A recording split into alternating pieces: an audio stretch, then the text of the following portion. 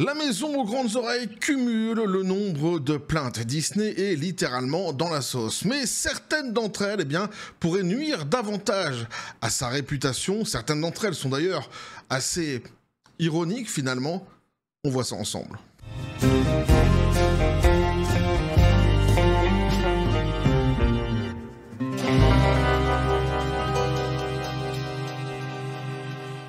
Disney dans la sauce à cause du nombre de plaintes qu'ils ont actuellement sur le dos, il est vrai. Je l'accorde, ouais, si, je l'accepte, c'est un euphémisme. Petit café les copains. Néanmoins, je ne vais pas rappeler toutes les plaintes qu'a actuellement Disney sur la tronche. Pourquoi? Parce que déjà j'ai pas préparé le dossier et que je pense que de mémoire je vais en oublier tant il y en a, mais je pourrais rappeler par exemple celle des milliers de femmes qui portent plainte contre Disney pour discrimination à l'embauche, etc.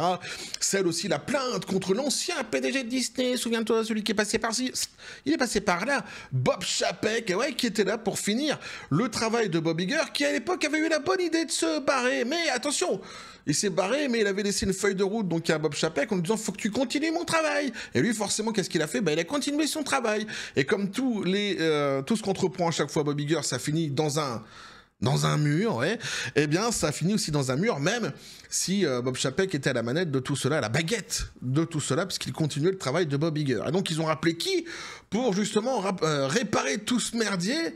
Ils ont rappelé celui qui avait foutu la merde.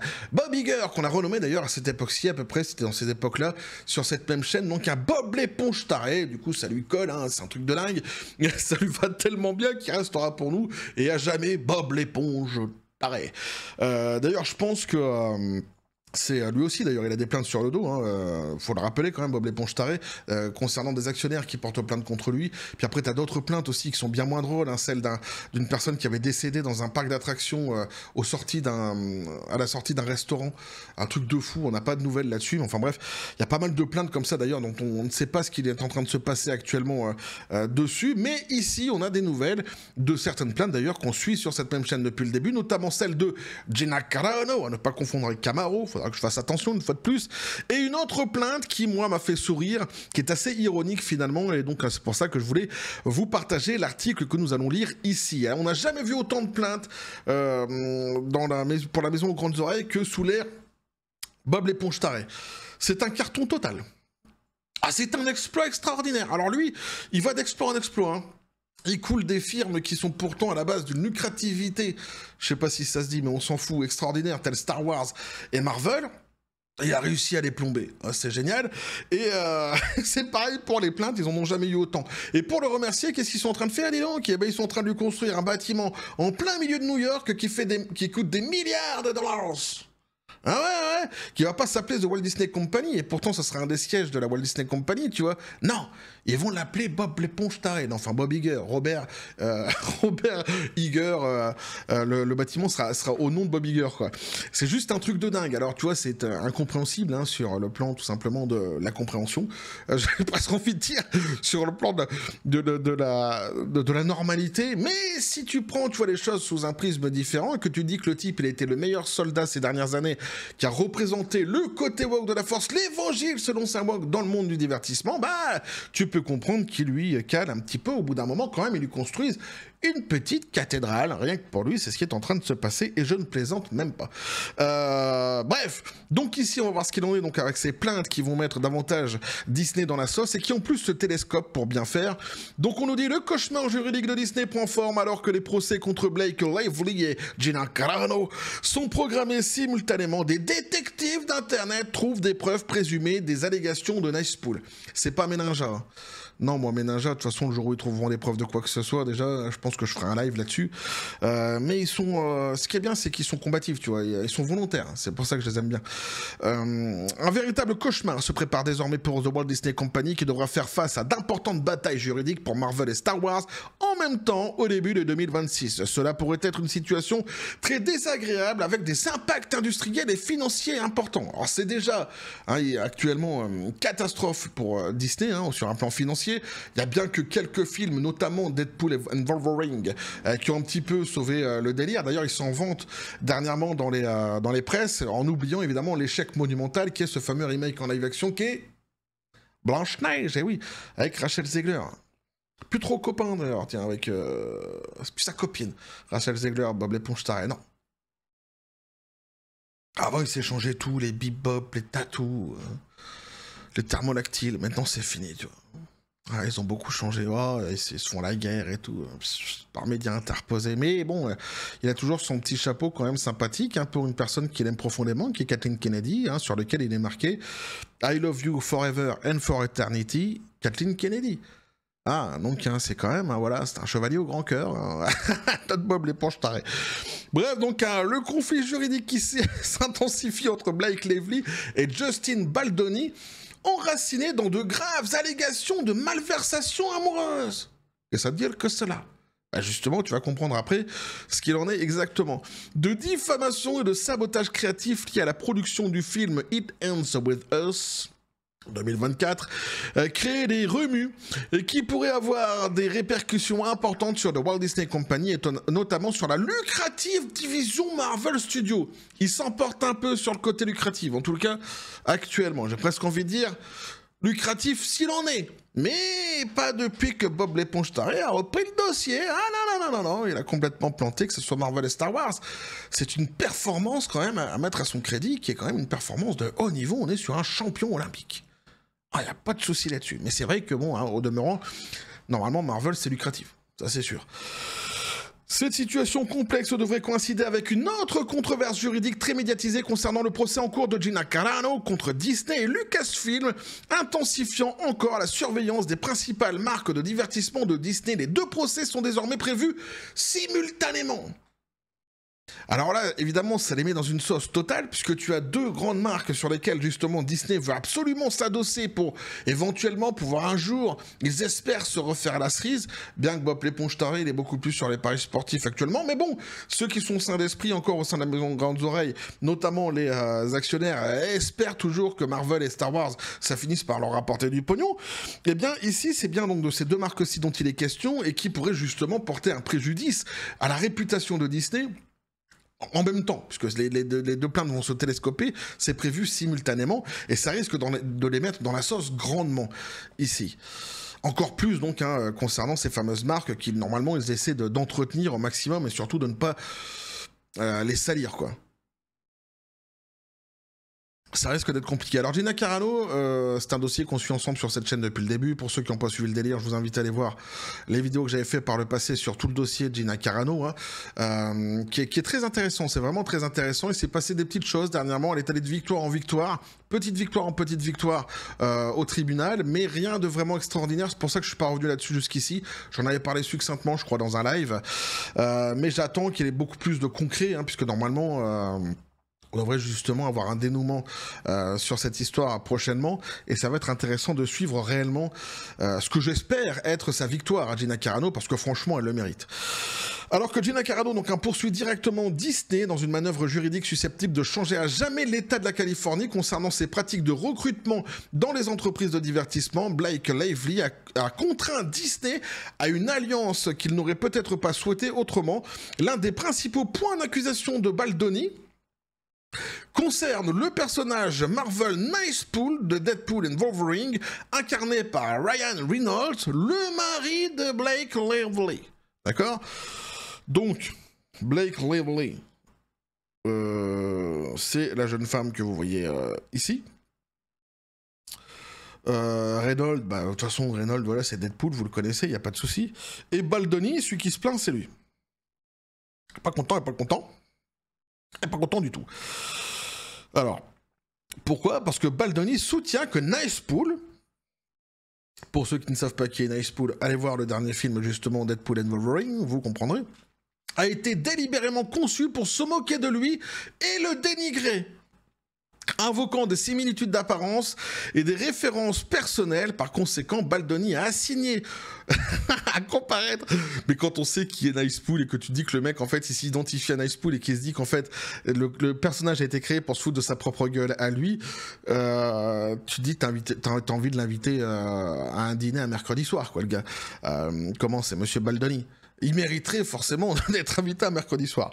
Exigeant donc des communications internes relatives à la création du personnage, Marvel a rapidement annulé l'assignation, préservant donc à la non-pertinence et la confidentialité des documents demandés. Tu m'étonnes, Elton, ils vont pas te donner en plus le scénario, comment il était conçu, nanani, tout ça évidemment c'est secret défense. Peut-être un petit peu trop loin avec secret défense, on est d'accord, mais enfin tu m'auras compris quoi. Disney est donc un synonyme de marque familiale et inclusif, même si Deadpool ne l'est pas, court un risque important si l'opinion publique se retourne contre elle à raison de ce conflit, avec des célébrités de premier plan impliquées, notamment Lively et Reynolds. Toute perception de mauvaise conduite ou de harcèlement au sein de Marvel pourrait ternir l'image soigneusement entretenue de Disney. Ils devront se défendre sur deux fronts, contre le cas Marvel et contre Gina Carano, et comme de Mandalorian, donc Mandalorian Grogu et Avenger Doomsday sortent à cette période, c'est un moment crucial alors que Bob l'éponge tarée s'apprête à quitter Disney et à laisser son héritage de PDG définitivement gravé dans sa mémoire. Alors attention, là aussi, il faut se calmer parce qu'effectivement, ils ont dit, alors ils ont rallongé déjà son contrat, hein, Bob l'éponge tarée, il devrait se barrer normalement en 2026, mais attention, rien n'est fait puisque hein, c'est lui qui c'est lui qui valide les candidats. Le premier volet qui valide les candidats, c'est le PDG Disney, c'est Bob l'éponge tarée. Et après, le second volet qui doit valider définitivement le candidat, c'est le conseil d'administration. Le problème, c'est que Bob l'éponge tarée siège aussi au conseil d'administration.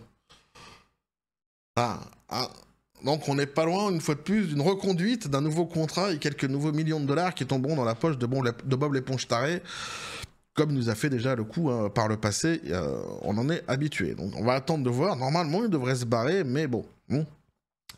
Cette bataille juridique représente un risque financier important, comme en témoigne donc la demande reconventionnelle de Baldoni, donc un réclamant 400 millions de dollars de dommages et intérêts contre Lively, Reynolds et les parties associées. Alors lui, il y va pas avec le dos de la cuillère. Hein.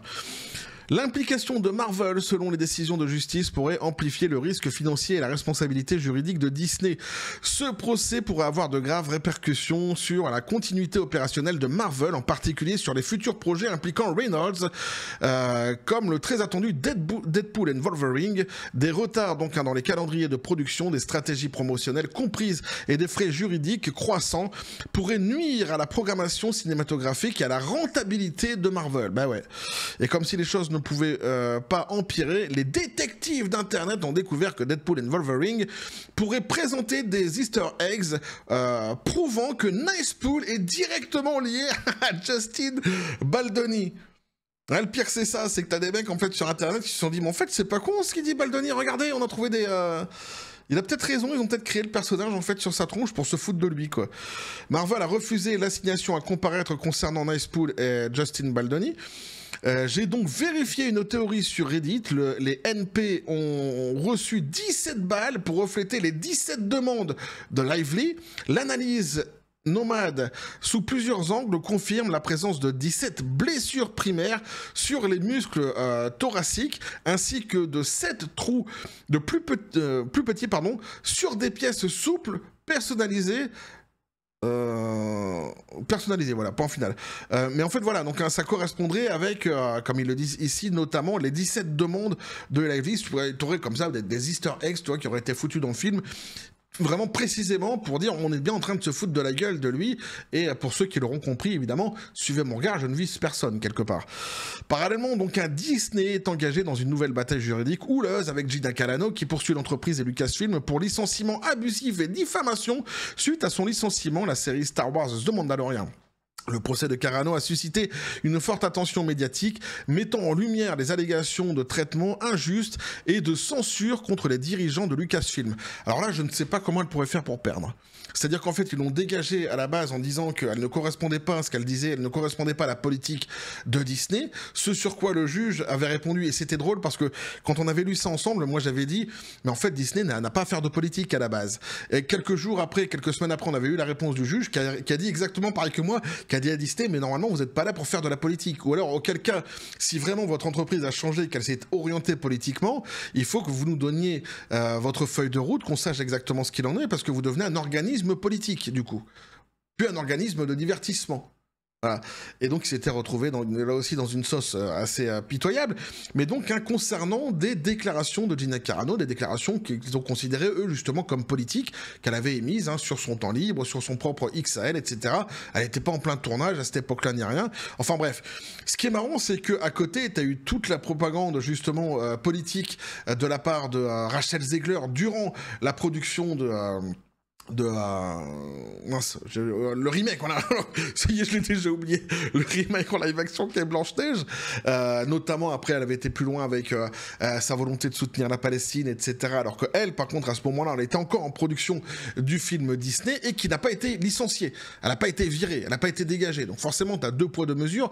Et il n'y a pas que elle. Il y a aussi avec d'autres personnes. Je crois qu'elle avait évoqué notamment Gina Carano l'histoire de Pedro Pascal, qui s'est lui aussi très souvent, en fait, mis en avant concernant ses orientations politiques, qu'il ne cache pas, de gauche ou même d'extrême gauche, devrais-je dire, plus précisément. Et donc, en fait, elle a toute une batterie comme ça de déclarations qu'ont fait certains acteurs chez Disney qui n'ont jamais été licenciés. Elle, oui. Forcément, je vois pas comment elle pourrait perdre. Pour le coup, elle a vraiment un dossier qui est assez solide. La convergence de ces 2 procès place Star Wars et Marvel, les franchises Disney les plus lucratives et les plus influentes culturellement, dans une controverse simultanée. Ces contestations et ces constatations aussi, ça marche, mais dans un autre pays. Judiciaire, donc, à combiner pour intensifier la couverture médiatique négative, les réactions négatives du public et les tensions internes dans l'entreprise. Ces prises juridiques simultanées mettent en lumière les défis complexes auxquels sont confrontés les grands studios pour gérer les relations personnelles et maintenir les limites professionnelles au sein de l'industrie du divertissement. Ces affaires illustrent comment les conflits internes peuvent rapidement dégénérer en crise d'entreprise plus vaste, soulignant l'importance cruciale de pratiques de gestion préventive et de stratégies de communication d'entreprise transparentes. Face à ces poursuites, alors là, la transparence chez Disney n'y compte pas. Face à ces poursuites simultanées, Disney doit gérer stratégiquement cette surveillance accrue afin de préserver sa réputation, sa stabilité opérationnelle. Gérer ces questions complexes de manière proactive est crucial, car Star Wars et Marvel demeurent les piliers essentiels de l'identité de marque et du succès économique de Disney, même si à ce stade, ils semblent mis à mal, même aux yeux des spectateurs occasionnels. C'est exactement ce que j'étais en train de dire, c'est-à-dire que oui, sur le papier, ce sont des marques qui sont lucratives, mais en réalité, ce qui est en train de se passer est une catastrophe, que ce soit pour Marvel et pour Star Wars. Bref, ici, donc, ces 2 plaintes vont se télescoper sur des thèmes qui sont en plus assez différents, mais qui pourraient de toute façon, dans les 2 cas, mettre à mal Disney si au final c'était prouvé, parce qu'évidemment lui Baldoni lui parle de harcèlement pour le coup, avec justement cette mise en scène qui aurait eu donc dans le film Deadpool, qui aurait été fait exprès pour se foutre de sa tronche, voilà. Et donc là, s'il peut prouver effectivement qu'il y a d'abord harcèlement et en plus continuité du harcèlement dans les productions Disney, ça risque de mettre Disney dans une sauce assez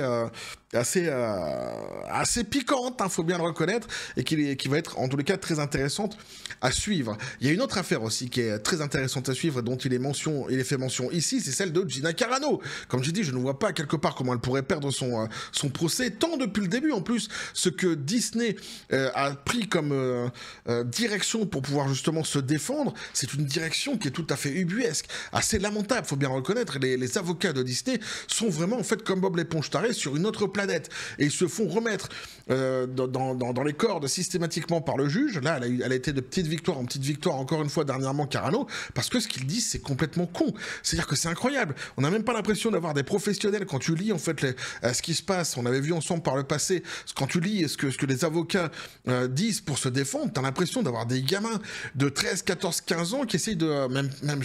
Et encore, j'insulte les gamins de 13, 14, 15 ans. Peut-être plus jeune encore, qui essaie de se défendre avec des trucs vraiment complètement cons. Je te dis, rien que l'histoire de la politique. Mais ça va pas avec notre politique. Bah ouais, mais le juge, il lui est tombé dessus. Mais de quelle politique vous nous parlez? Mais vous n'êtes pas normalement un organisme de divertissement, là? Vous avez changé, là? Vous êtes devenu un organisme politique? Est-ce que vous avez une feuille de route à nous présenter? C'est ce que le juge, il a dit. Donc forcément, tu vois, ils sont tellement cons. C'est juste hallucinant. Bref, on verra ce qu'il en sera donc avec ces plaintes qui se télescopent et qui risquent de faire encore plus de mal donc à Disney. Puis évidemment, dès lors que j'aurai davantage de renseignements sur les autres plaintes qu'ils ont encore sur le dos, je vous les donnerai, je n'y manquerai pas. Mais ici, ça m'a fait quand même assez marrer, surtout avec cette histoire de Baldoni, parce que quand on connaît le personnage Nicepool, c'est quand même assez rigolo en fait. Et ça va être vraiment intéressant de suivre ce qui se passera avec ces deux marques, Star Wars et Marvel, dans le futur, globalement dans les productions qui sortiront, mais aussi dans la réputation qui est en train d'être ternie par Disney et par Bob l'éponge taré depuis justement qu'il est revenu, et avec aussi donc ces affaires-ci qui traînent maintenant et qui seront rendues ultra publiques, puisque Gina Carano... Alors, faut pas se leurrer, elle va y aller, mais elle va y aller franco, elle va absolument tout divulguer, ça c'est certain. Bref, on va continuer à suivre tout ce dossier-ci sur cette même chaîne, toujours avec précision, humeur et ninja. Si j'essaierai de les envoyer tranquillement, là-bas aux États-Unis. Pour l'instant, ils sont revenus, là, ils sont en Asie, ils sont tranquilles, ils se la coulent douce quelque part, j'ai presque envie de dire. Je les avais envoyés sur d'autres dossiers, mais ils sont pas très... Comme j'ai dit, tu vois, ils sont volontaires, c'est ça qui est bien.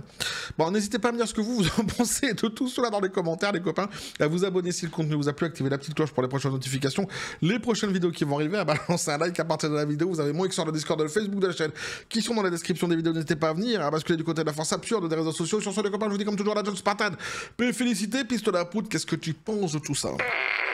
Ouais, mais non, mais lui, il se moque. Tu vois ce qu'il dit? T'as entendu, là? Il dira, tu veux un autographe de Camaro? C'est pas gentil, c'est Carano, quoi. Au bout d'un moment, bah ouais, mais non, on respecte un petit peu, tu vois. Tu le respectes, ni l'homme, ni la femme. C'est pas gentil. Bref, on va continuer, nous, dans la gentillesse, par contre, tu vois. Ah, mais des fois, tu mérites des coups de tête, je te le dis quand même. Dans la paix et la félicité, mais tu mérites des coups de tête. On va suivre tout cela toujours, nous, justement, dans la joie et la bonne humeur sur cette même chaîne. Et que la force soit avec vous.